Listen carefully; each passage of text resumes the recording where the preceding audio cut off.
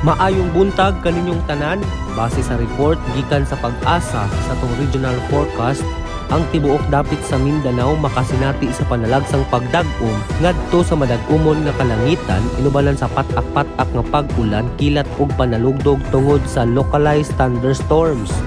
Posible ang flash floods o landslides tungod sa severe thunderstorms. Hinay ngadto sa kasarangan nga hangin ang magagikan sa silangan ngadto sa habagatang silangang direksyon ug ang kadagatan hapsay ngadto sa kasarangan ang pagbalod. Karong adlaw Sabado dinhi sa Tangub City, gipaabot nga mag-ulan ug makapanugdog kilat. Taas ang posibilidad sa pag-ulan bisan pa ang pag-ulan hinay. Ang temperatura gibana-bana nga mag-usab-usab tali sa usa ka mainit nga 29 degrees Celsius ug usa ka maayo nga 22 degrees Celsius. Misubang ang adlaw kaganang alas 5:31 sa buntag ug mosalop kini alas 6 sa gabii.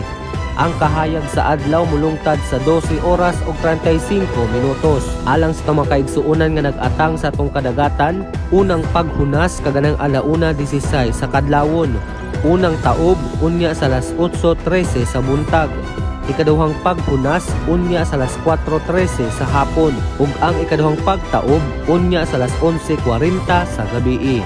Lakat sa panahon alang sa Yanong Balita, Pontoy Restillado, una ang Ginoo.